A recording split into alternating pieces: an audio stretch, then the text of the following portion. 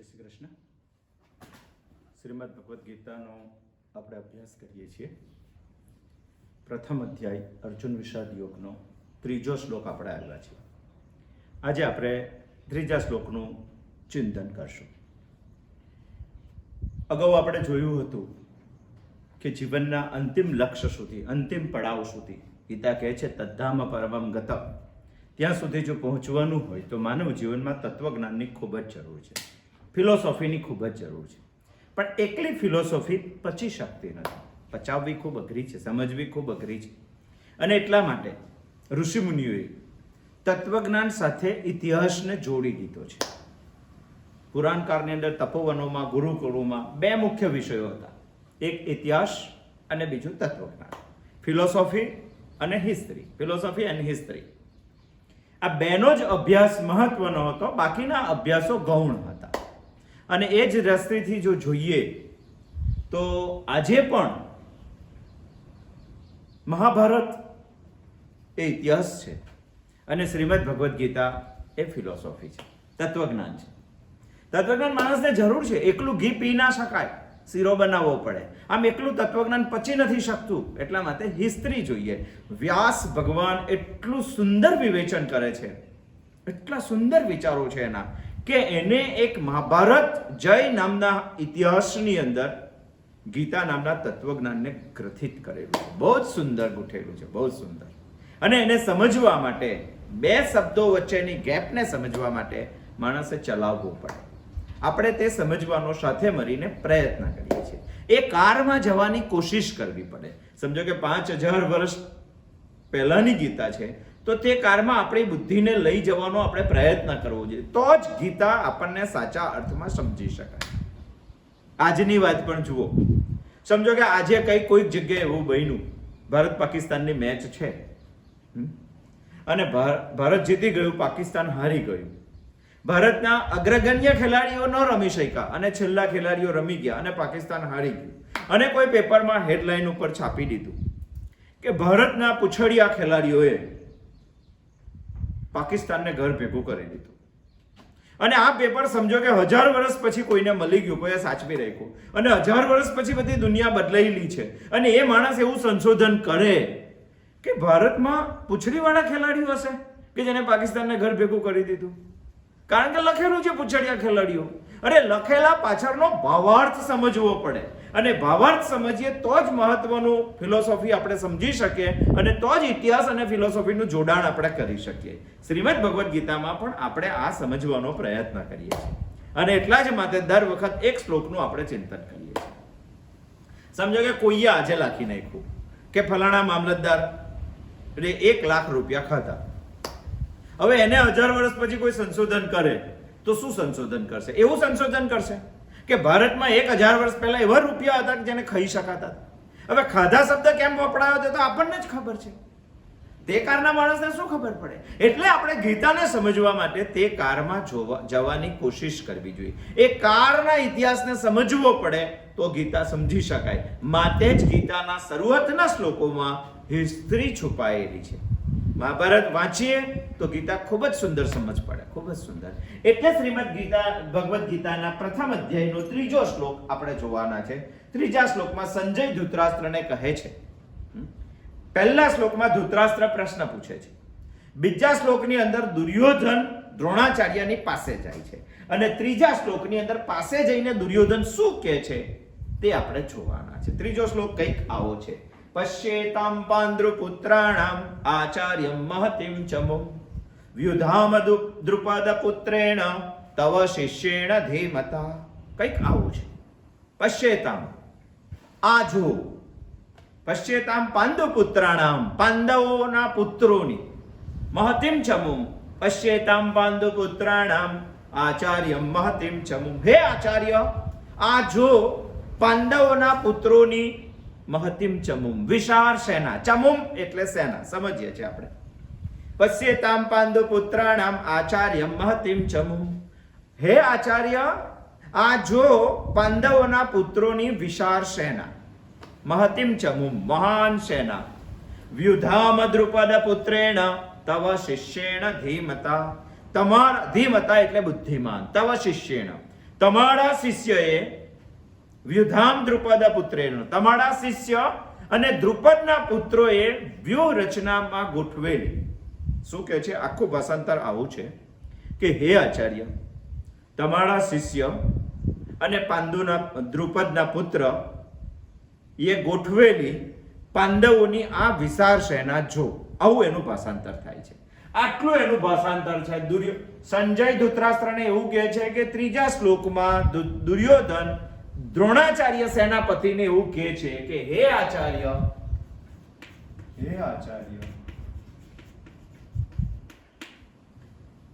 તવા શિષ્યેન ધીમતામ, તમારા બુદ્ધિશાળી શિષ્ય અને દ્રુપદના પુત્ર, તમારા બુદ્ધિમાન શિષ્ય અને દ્રુપદના પુત્ર વ્યુધામ દ્રુપદ પુત્રેણ, દ્રુપદના પુત્રએ ગોઠવેલી પાંડુ પુત્રોની આ વિશાળ સેના જો.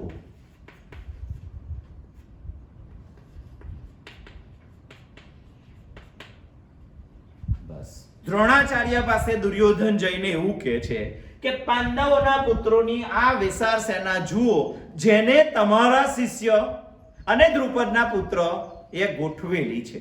બસ આટલું વાક્ય એ બોલે છે. અને આટલું એટલું સુંદર સમજવા જેવું વાક્ય છે. આપણે એનો ગુતાર્થ સમજવો છે. અને એટલે પ્રયત્ન કરીએ છીએ કે આ શ્લોક આપણને શું કહેવા માંગે છે. એટલું તો ખબર પડી કે ધૃતરાષ્ટ્રએ સંજયને પ્રશ્ન પૂછ્યો અને મામકા અને પાંડવાનો પ્રશ્ન હતો. એમાં મામકાનું વર્ણન સંજય બીજા શ્લોકથી કરે છે અને બીજા શ્લોકમાં મામકામાં એવું કહે છે કે દુર્યોધન રાજા આચાર્ય દ્રોણાચાર્ય પાસે જઈને કંઈક કહે છે. શું કહે છે?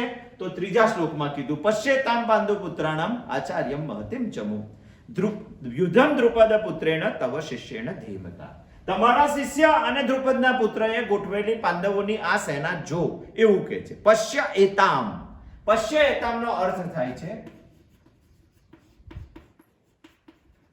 પશ્ય એતામનો અર્થ થાય છે આ જો.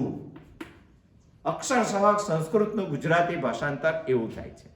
આ જો એવું શા માટે કહે છે? પશ્યેતામ શબ્દ શા માટે મૂકલો? પશ્યેતામ શ્લોકનો પહેલો શબ્દ છે, પશ્યેતામ પાંડુ પુત્રાણામ. પશ્યેતામનો અર્થ થાય છે આ જો. આ જો એ શું કહેવા માંગે છે? એ દુર્યોધનની સાયકોલોજી બતાવે છે. એક્ઝેક્ટ એને શું કહેવું જોઈતું હતું? પશ્યેતામ કહેવું જોઈતું.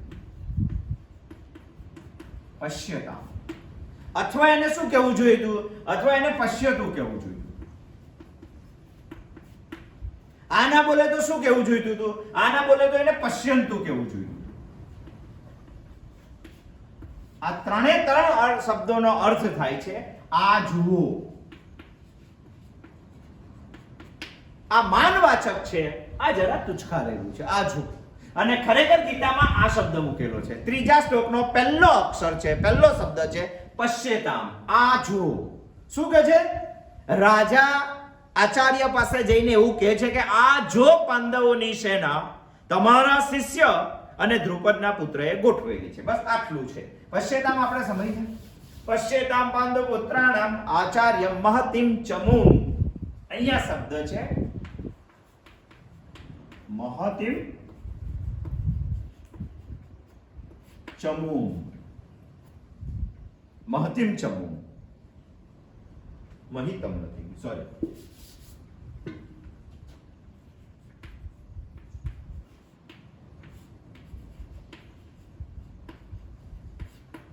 મહતિમ ચમુ શબ્દ છે. વિશાળ સેના. એમાં આપણે સમજવું છે ચમુમ. ચમુમ શબ્દ શા માટે વાપર્યો છે? ચમુમનો અર્થ થાય છે સેના. પણ કેવી સેના એને સમજવાનો આપણે પ્રયત્ન કરીએ. સેનામાં કેટલાક વર્ગો હોય છે, સેનામાં કેટલીક કક્ષા હોય છે, ગોઠવણી. અને એ ગોઠવણી એટલી સુંદર હોય છે જેને આપણે જોઈએ. પહેલું સેનામાં આવે છે પત્તી, પછી સેનામાં આવે છે સેનામુખ. આ બધા કુરુક્ષેત્રના મેદાનમાં સેનામાં ગોઠવાયેલા વર્ગોના શબ્દો છે. પછી શબ્દ આવે છે ગુલામ. પછી શબ્દ આવે છે ગણ, બહુ જ સુંદર વ્યવસ્થા ગોઠવાયેલી છે. પછી શબ્દ આવે છે વાહિની, પછી શબ્દ આવે છે પૂતના. કેટલું સુંદર છે જુઓ. વર્ગની ગોઠવણી કુરુક્ષેત્રના મેદાનમાં સૈન્યની એટલી જબરજસ્ત હતી. 18 અક્ષોની સૈન્ય એટલે લાખો લોકો લડવાવાળા હોય છે, અને લાખો લોકો લડવાવાળા હોય છે ત્યારે તેને ગોઠવણમાં પણ રાખવું પડે. આ બધું જ વર્ણન મહાભારતમાં છે. હું મહાભારતનું વાંચીને જ તમને કહું છું, મારા ઘરનું કશું કહેતો નથી. પછી શબ્દ છે ચમુ, જે આપણે આજે જોવાના છે. પછી શબ્દ છે અનિકેતી, અનિકેતી, અનિકીની, સોરી. અને પછી શબ્દ છે અક્ષૌહિણી.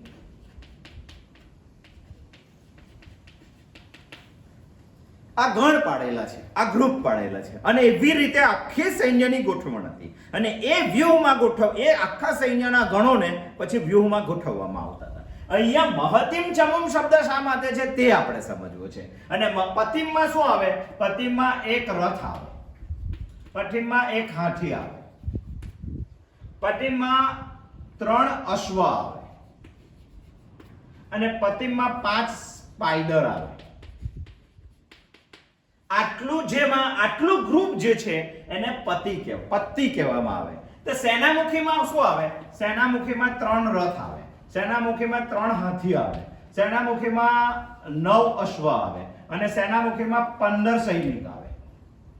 આટલું જે ગ્રુપ બનેલું હોય એને સેનામુખ કહેવામાં આવે છે. તો ગુલામ કોને કહેવામાં આવે છે? ગુલામમાં 9 રથ આવે, ગુલામમાં 9 હાથી આવે, ગુલામમાં 27 અશ્વ આવે, અને ગુલામમાં 45 સૈનિક આવે. આટલું જે ગ્રુપ છે એને ગુલામ શબ્દ સૈન્યમાં વાપરવામાં આવે છે. એની પછીનું એક છે ગણ. ગણમાં શું આવે? ગણમાં 27 રથ આવે, ગણમાં 27 હાથી આવે, અને ગણમાં 81 અશ્વ આવે, 135 સૈનિક આવે. આટલી જેની ગોઠવણ છે તેને ગણ કહેવાય. અને આ 4 ભાગ જે સૈન્યમાં ભેગા થાય છે, એ 4 ભાગ જે ભેગા થાય છે એનો જે પ્રમુખ હોય છે એને અધિરથી કહેવામાં આવે છે. આ મહાન યોદ્ધો હોય છે. આવું સૈન્યનું એક ગ્રુપ ગોઠવેલું હોય છે, એક ગ્રુપ ગોઠવેલું હોય છે. પછી વાહિની કોને કહેવામાં આવે? તો વાહિનીમાં 81 રથ હોય, વાહિનીમાં 81 હાથી હોય, વાહિનીમાં 243 અશ્વ હોય, વાહિનીમાં 395 સૈનિક હોય. 3 ગણું હોય. આનાથી 3 ગણું પૂતનામાં હોય. પૂતનામાં શું હોય છે? 243 રથ, 243 હાથી,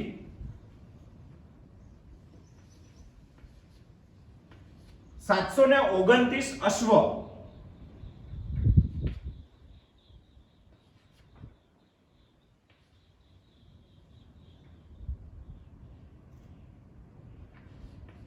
એક 1085 પાયદર, 1085 પાયદર. આટલું પૂતનામાં હોય છે. તો ચમુમાં હોય છે, ચમુમાં એના કરતા 3 ગણું હોય છે, એના કરતા 3 ગણું.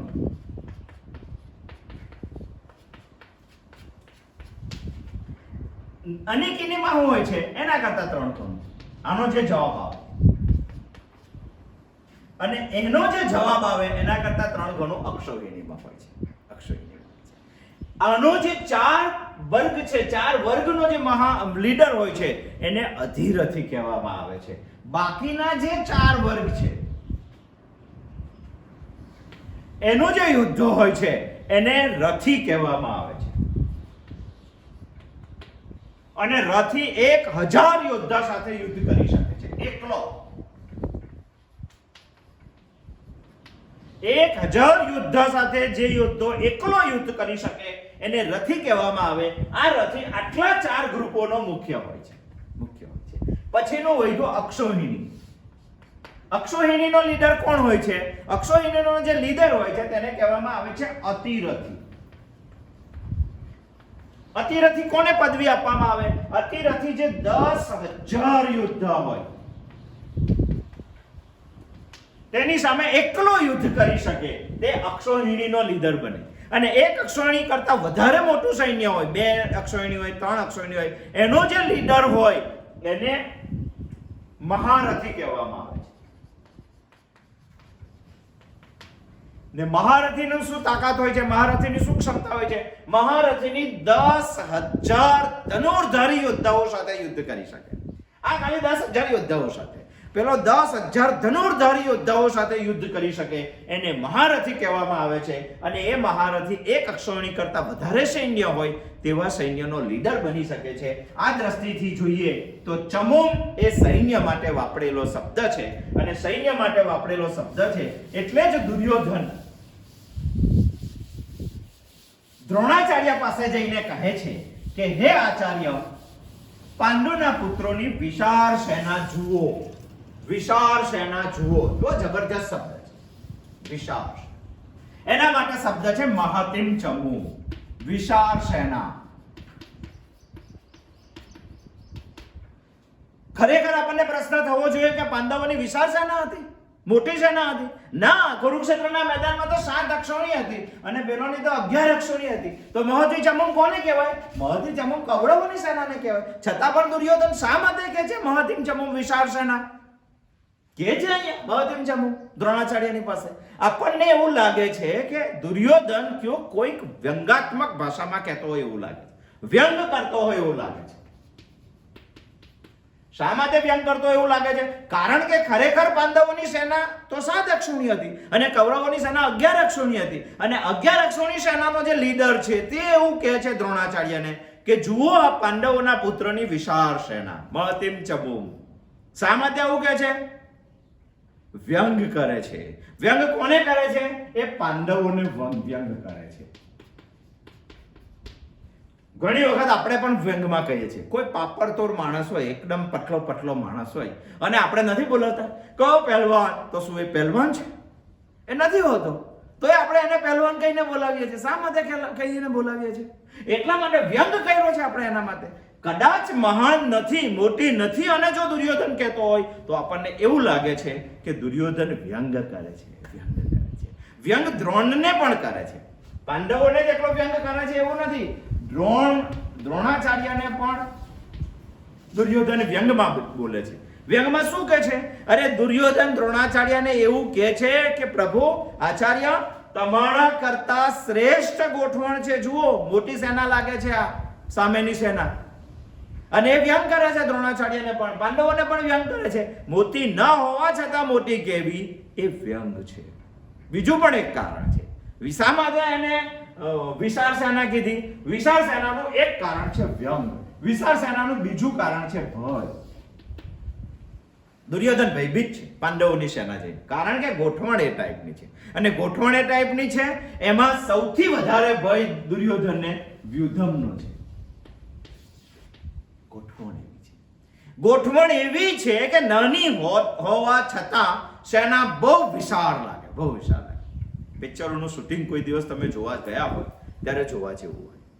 એટલી સુંદર ગોઠવણ કરેલી હોય કે સૈનિકો તેમાં 5,000 બી ના હોય અને છતાં 5,000નું દ્રશ્ય આપણને દેખાડવામાં આવે.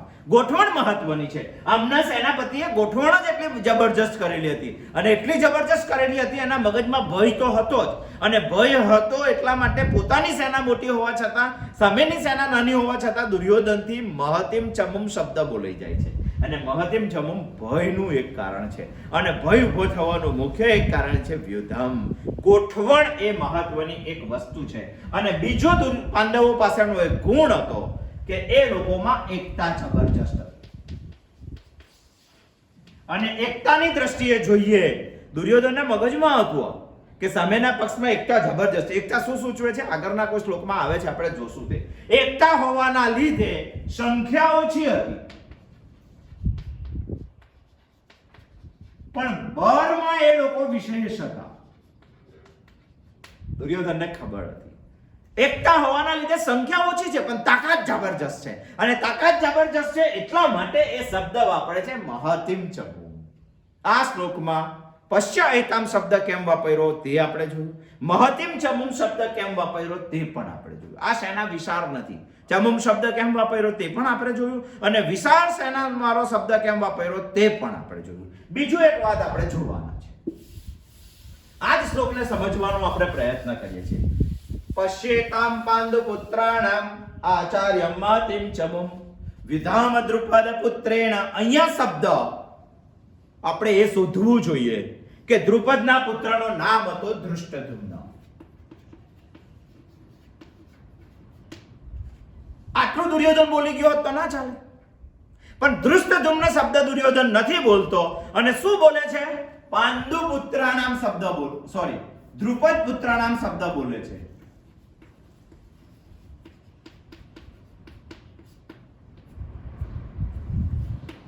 દ્રુપદ પુત્રાણામ એવું શા માટે બોલે છે? એવું વિશેષણ શા માટે બોલે છે? બહુ વિચાર કરીને આ શબ્દ મૂકેલો છે અને આ શબ્દ આપણે સમજવો છે. અહીંયા દુર્યોધને સીધું કહી દેવું જોઈતું હતું કે ધૃષ્ટદ્યુમ્નએ સેના ગોઠવેલી છે અને એવી રીતે ગોઠવેલી છે કે પાંડવોની સેના નાની હોવા છતાં વિશાળ લાગે છે. બસ આટલું કહેવાનું હતું. પણ દુર્યોધન આવું શા માટે કહે છે? મહતિમ ચમુમ આચાર્યને શા માટે કહે છે? અને દ્રુપદ પુત્રેણ શા માટે શબ્દ વાપરે છે? દ્રુપદ પુત્રેણ શબ્દ શા માટે વાપરે છે દુર્યોધન? એટલા માટે વાપરે છે, સાયકોલોજી બહુ પાવરફુલ છે શ્રીમદ ભગવદ ગીતાની. એને પ્રત્યેક માણસે અંદર જઈને સમજવી જોઈએ. આપણે એને સમજવાની કોશિશ કરીએ કે અહીંયા દુર્યોધન દ્રુપદનું નામ શા માટે લે છે. દ્રુપદ અને દ્રોણ વિદ્યા અભ્યાસમાં બંને મિત્રો હતા. એટલી મૈત્રી વિશેષ હતી, અભ્યાસમાં ખૂબ અગ્ર હતા અને દ્રુપદ પણ સાથે જ ભણતો હતો. બંને સાથે ભણતા હતા, બંને મિત્રો હતા. થોડી સ્ટોરી જોઈ લઈએ. દુર્યોધન શા માટે દ્રુપદ પુત્રનો શબ્દ વાપરે છે, પુત્રનો શબ્દ શા માટે વાપરે છે એ જોઈ લઈએ. દ્રુપદ અને દ્રોણ બંને મિત્રો હતા. મિત્રતામાં ભણતા દ્રુપદે દ્રોણને એક એવું વચન આપ્યું કે હું જો રાજા બનીશ તો હું તને અડધું રાજ્ય આપીશ. એવું દ્રુપદે દ્રોણને કીધું હતું. સમય પસાર થઈ જાય, બંને ભણી રહે છે, બંને પોતપોતાના ક્ષેત્રોમાં જતા રહે છે. આ ક્ષત્રિય હોવાથી રાજ સિંહાસન ઉપર બેસે છે અને દ્રુપદ બ્રાહ્મણ હોવાથી એ ગુરુકુળમાં રહે છે. દ્રુપદની આર્થિક સ્થિતિ બહુ જ નબળી હતી એવું ઇતિહાસ કહે છે. અને એવું ઇતિહાસ કહે છે માટે તેનું વર્ણન છે કે દ્રુપદ રાજાનો એક પુત્ર હતો જેનું નામ હતું અશ્વત્થામા. એમની એક પત્ની હતી જેનું નામ હતું કૃપી. દ્રોણાચાર્યની પત્નીનું નામ હતું કૃપી. એમના પુત્રનું નામ હતું અશ્વત્થામા.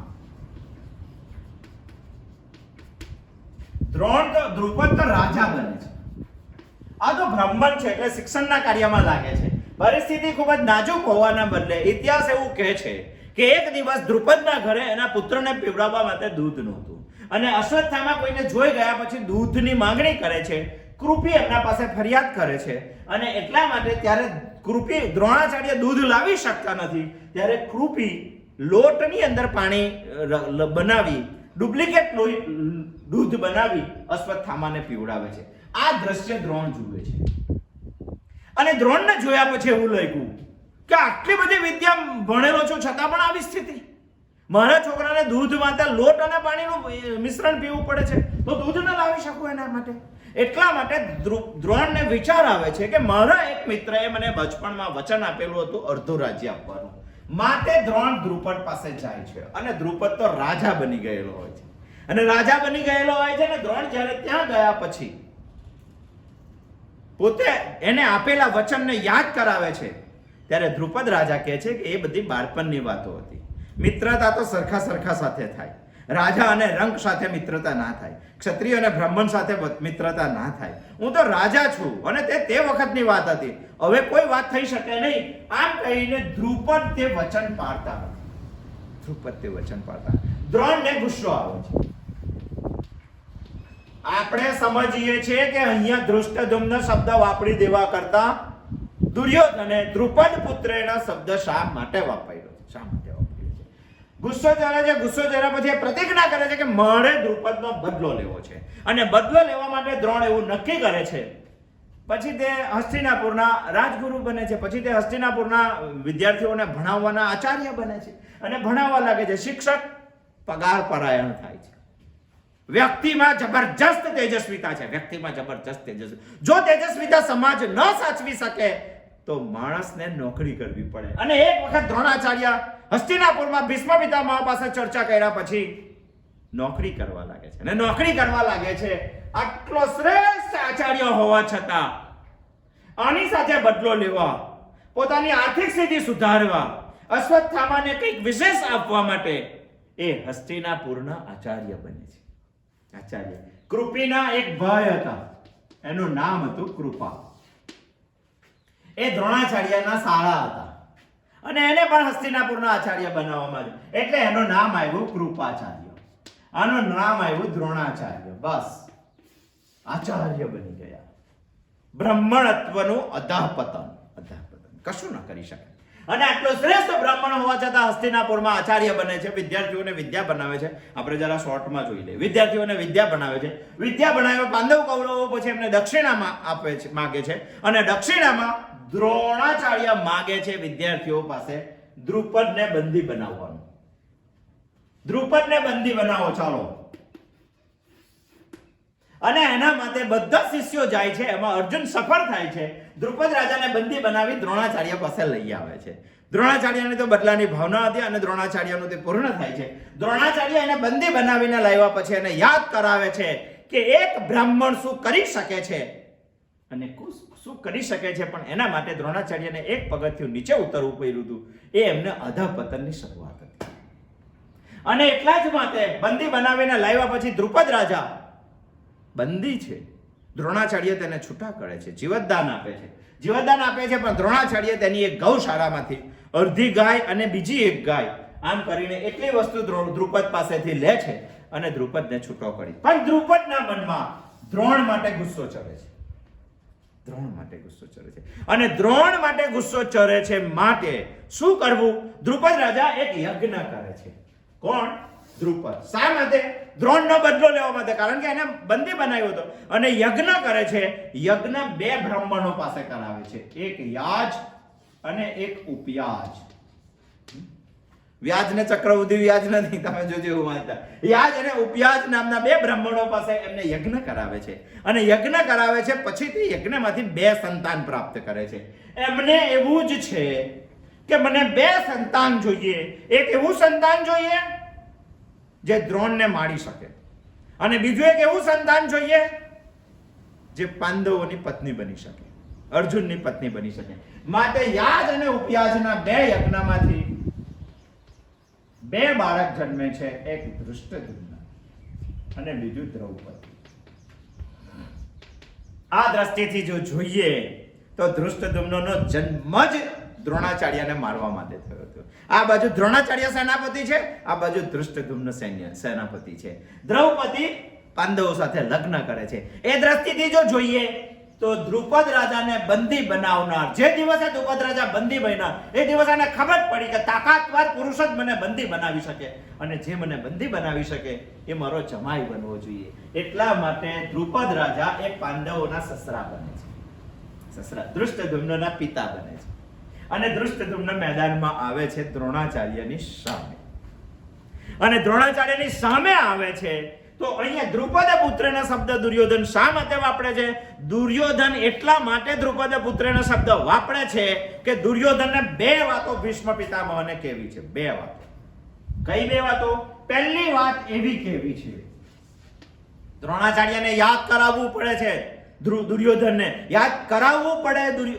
યાદ કરાવવું શું કે છે? દુર્યોધનને યાદ કરાવવું છે દ્રોણાચાર્યને કે તમે કોની સામે લડવાના છો. દુર્યોધન એવું યાદ કરાવે છે કે આ તમારા શત્રુનો પુત્ર છે.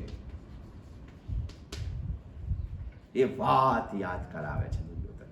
દ્રોણાચાર્યને શું કહે છે કે તમારી સામે ઉભેલો દ્રુપદ પુત્રનો શબ્દ વાપરવાનું એટલા માટે મતલબ છે એને કે ધૃષ્ટદ્યુમ્ન શબ્દ વાપરી શકતો હતો પણ દ્રુપદ પુત્રનો શબ્દ એટલા માટે વાપરવો છે કે દ્રોણાચાર્યના દુશ્મન છે દ્રુપદ. અને દુર્યોધનને યાદ કરાવવું છે દ્રોણાચાર્યને કે તમારા શત્રુ દ્રુપદનો પુત્ર છે તમારી સામે અને એની સામે તમારે લડવાનું છે. બીજું એક એને એવું યાદ કરવાનું છે કે માત્ર મારો નહીં, શું કહે છે? માત્ર મારો શત્રુ નથી, તમારો પણ શત્રુ છે. એટલે રાજા હોવા છતાં આચાર્યની પાસે જાય છે. આચાર્યની પાસે જઈને આ પ્રમાણેનું વચન બોલે છે. આ પ્રમાણેનું વચન એટલા માટે બોલે છે કે ધૃષ્ટદ્યુમ્ન સીધું શબ્દ ના બોલતા દ્રુપદનો પુત્ર છે, કારણ કે દ્રુપદ તમારો શત્રુ છે ને શત્રુનો પુત્ર તમારી સામે લડવાનો છે. અને એટલા માટે દુર્યોધનને બીજું પણ એવું કહેવું છે કે માત્ર મારો નથી એ પુત્ર, મારો એ શત્રુ નથી, તમારો પણ શત્રુ છે, માટે તમે બરાબર લડજો. આવું ઇન્વર્ટેડ કોમામાં દુર્યોધનને કેવું હતું, એટલા માટે શબ્દ વાપરે છે દ્રુપદ પુત્રેણ. ક્લિયર? આજના શ્લોકમાં આપણે આટલી વાતો સમજ્યા. કઈ વાતો સમજ્યા? પશ્યતામ. દુર્યોધન શા માટે પશ્ય એકામ શબ્દ બોલે છે તે આપણે સમજ્યા. બીજું આપણે મહતિમ ચમુમ સમજ્યા. અને ત્રીજું આપણે દ્રુપદ પુત્રેણ શબ્દ સમજ. ચાલો એટલું તો કહી દીધું દુર્યોધને. પણ દુર્યોધન પાછો બીજું કહે છે. શું કહે છે? એ જે એને વિશેષ વારંવાર વિશેષણો આપે છે ધૃષ્ટદ્યુમ્નના. એવું કહી શકતો હતો કે ધૃષ્ટદ્યુમ્નએ સેના ગોઠવી લે છે. શું કહે છે? તવ શિષ્યેણ ધીમતામ. તમારા બુદ્ધિશાળી શિષ્ય.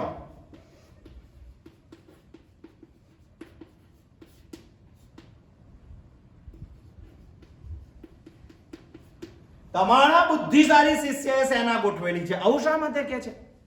શા માટે કહે છે? અરે દુર્યોધનને કુરુક્ષેત્રના મેદાનમાં દ્રોણાચાર્યને તેની ભૂલ યાદ કરાવવી હતી. ભૂલ યાદ કરાવીને દુર્યોધનની દ્રષ્ટિએ આ શબ્દને આપણે સમજીએ. ચાલો, તમારો શિષ્ય કોણ? ધૃષ્ટદ્યુમ્ન જ એમનો શિષ્ય હતો દ્રોણાચાર્યનો. કારણ કે ધૃષ્ટદ્યુમ્ન દ્રોણાચાર્ય પાસે જ વિદ્યા ભણેલા હતા અને દ્રોણાચાર્ય પાસે જ વિદ્યા ભણેલો હતો. એટલે દુર્યોધન યાદ કરાવે છે કે આ તમારો શિષ્ય છે, જુઓ. અને તમારો શિષ્ય છે તો દુર્યોધનની દ્રષ્ટિએ શું કહેવાનું છે? દુર્યોધનની દ્રષ્ટિએ દ્રોણાચાર્યને એવું કહેવાનું છે કે તમે મૂર્ખ છો અને મૂર્ખતા ભર્યું કામ તમે કરેલું છે. કયું કામ તમે કર્યું છે? એક તો દુર્યોધન એવું કહેવા માંગે છે પહેલું કે તમે શત્રુના પુત્રને ભણાવ્યો.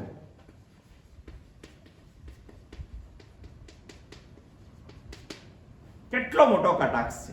તવા શિષ્યના ધીમતામાં કેટલી મોટી વાત છુપાયેલી છે. અને દુર્યોધન દ્રોણાચાર્યને એવું કહેવા માંગે છે કે તમે શત્રુના પુત્રને ભણાવેલો છે. શત્રુના પુત્રને શા માટે ભણાવ્યો એ તો એનું કહેવું જ છે, પણ ભણાવ્યો છે તમારી સૌથી મોટી મૂર્ખતા. સૌથી મોટી મૂર્ખતા. અને બીજું એક એવું કહેવું છે કે ચાલો ભણાવ્યો તો કઈ વાંધો નહીં, પણ એટલું શ્રેષ્ઠ શા માટે ભણાવ્યો, એટલું સારું શા માટે ભણાવ્યો કે તમારા કરતા પણ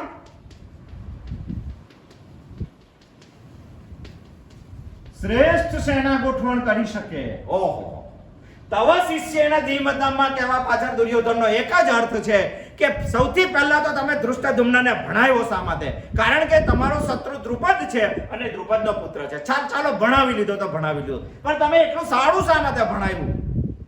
તમારા કરતા વધારે મોટો થઈ જાય એવું શા માટે ભણાવ્યું કે એ તમારા કરતા વધારે સારી સૈન્યની ગોઠવણ કરી શકે. પશ્ચેતામ પાંડુ પુત્રાણામ આચાર્ય મહતિમ ચમુમ. તવ આચાર્ય મહતિમ ચમુમ તવ શિષ્યેણ ધિ. પશ્ચેતામ પાંડુ પુત્રાણામ આચાર્ય મહતિમ ચમુમ. વ્યુધામ દ્રુપદ પુત્રેણ તવ શિષ્યેણ ધીમતામ. શા માટે આટલું કહે છે? તવ શિષ્યને ધીમતામ શા માટે કહે છે? દુર્યોધનનું કહેવાનો મતલબ એવો છે કે તમે મૂર્ખ છો અને મૂર્ખ છો એટલે શત્રુના પુત્રને ભણાવ્યો અને સારો ભણાવ્યો. તમારા કરતા સારી સેનાની ગોઠવણ કરી એટલા માટે તમારા કરતા શ્રેષ્ઠ ગણાય અને શ્રેષ્ઠ ગણાય એટલા માટે તમારે નહોતો ભણાવવો જોઈતો અને ભણાવવો જોઈતો તો સારું નહોતું ભણાવવું જોઈતું. દુર્યોધનનું કહેવું આવું છે. આ જ વસ્તુ આપણે દ્રોણાચાર્યની દ્રષ્ટિએ દ્રોણાચાર્યની દ્રષ્ટિ, આ દુર્યોધનની દ્રષ્ટિ, આ દ્રોણાચાર્યની દ્રષ્ટિ. આપણા મગજમાં પણ પ્રશ્ન થાય. શું પ્રશ્ન થાય?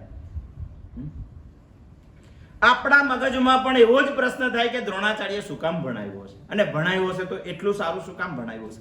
દ્રોણાચાર્યની દ્રષ્ટિથી આપણે જવાબ જોઈ લઈએ. ભણાવવા વાળો માણસ હંમેશા સરળ હોય છે અને ભણવા વાળો માણસ હંમેશા શ્રેષ્ઠતા પ્રાપ્ત કરીને કરી શકે છે. આપણું પણ ભગવાન સાથે એવું નથી હોતું. ઘણી વખત આપણને ભગવાને બનાવ્યા, પેલું ગીત છે ને, તારી બનાવેલી દુનિયા નહીં સુધરે, એના કરતા બીજું કહેવું જોઈએ તારી બનાવેલી દુનિયા તને બનાવશે. ભગવાનને બનાવેલી છે દુનિયા, પણ ઘણી વખત માણસ પણ ભગવાનને બનાવે. ચલો વિષયાંતર થશે, આપણે દ્રોણાચાર્યની દ્રષ્ટિએ જોઈએ, ટાઈમ પણ ખૂબ છે. આ જ વસ્તુ આપણે દ્રોણાચાર્યની દ્રષ્ટિએ જોઈએ કે શત્રુના પુત્રને શું કામ ભણાવ્યો. આ પ્રશ્ન તમને પણ છે, પણ દ્રોણાચાર્ય હોય તો શું જવાબ આપે તે આપણે જોઈએ. દ્રોણાચાર્ય એવી પદ્ધતિના માણસ, એ વૈદિક પદ્ધતિનો માણસ હતો. અને વૈદિક સંસ્કૃતિની અંદર સૌથી મહાન, સૌથી શ્રેષ્ઠ, જીવનમાં અગ્રિમતા જેને અપાય એવું કર્તવ્ય, એ એમનું મહાન. નિરપેક્ષ હતા, રાગ દ્વેષ રહિત હતા. સામે શત્રુ છે કે કોણ છે તે જોવાનું નહીં, પણ દ્રોણાચાર્ય વૈદિક કલ્ચરને વરેલા હતા, વૈદિક કલ્ચરને વરેલા હતા. માટે ભણાવવું એમનું કર્તવ્ય છે. અને એક વખત કર્તવ્ય આવે એટલે અંદર નિરપેક્ષતા આવે, રાગ દ્વેષ રહિતતા આવે, સામે કોણ છે તે જોવાનું ના આવે, અને નિષ્ઠાથી તે ભણાવવાનું આવે. સામે ગમે તે હોય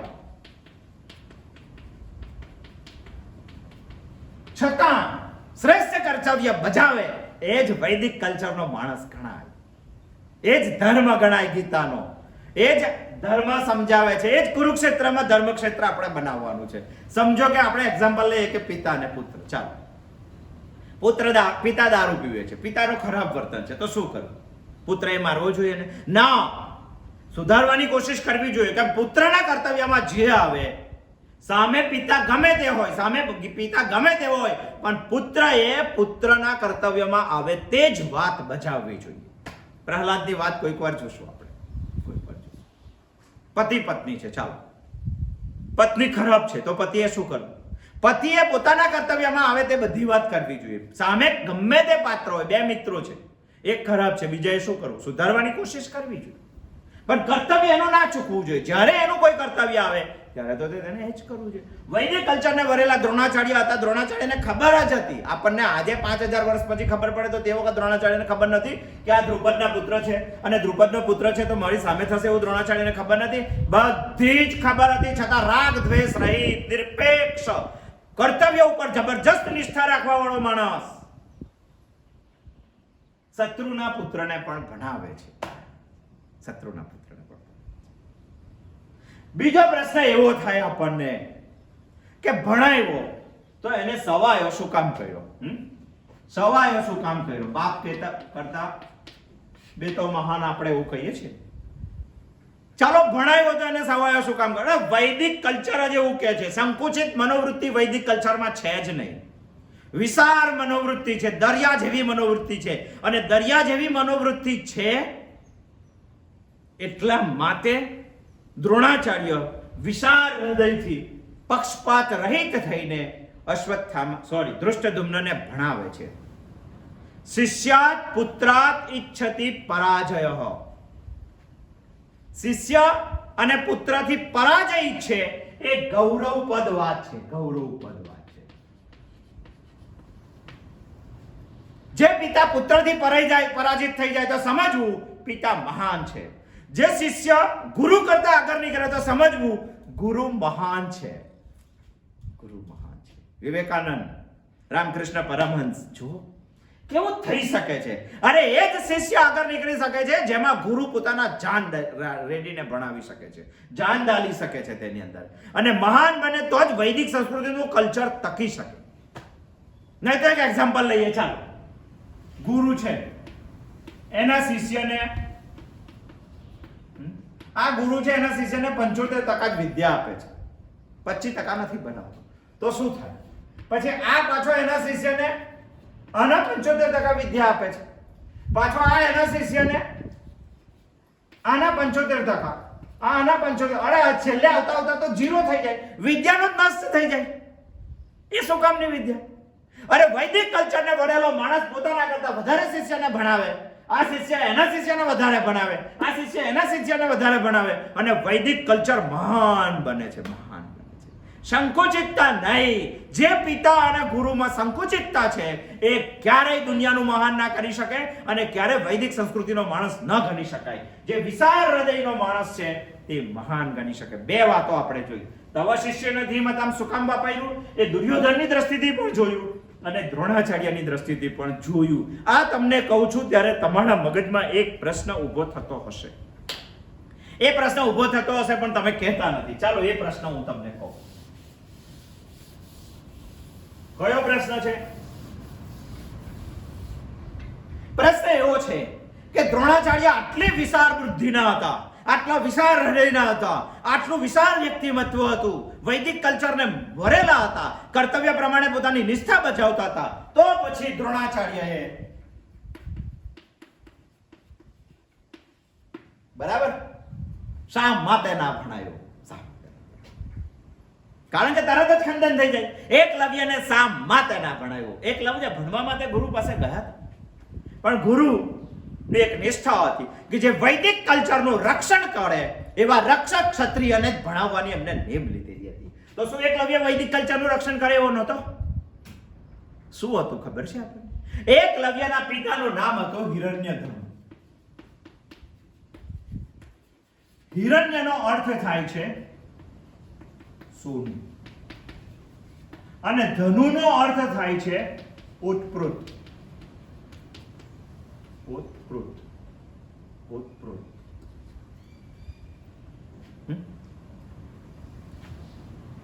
જે કાયમ સોનામાં જ રચ્યો પચ્યો રહે છે એનું નામ છે હિરણ્યધન. અને દ્રોણાચાર્યને ખબર હતી જો બેટો બાપના પગલે જ ચાલવાનો હોય અને જો ધનુર્વિદ્યા ખાલી પૈસા માટે જ ઊભી કરવાની હોય, પૈસા માટે જ ભણતો હોય, તો એવા વિદ્યાર્થીને ધનુર્વિદ્યા ના ભણાવવી જોઈએ.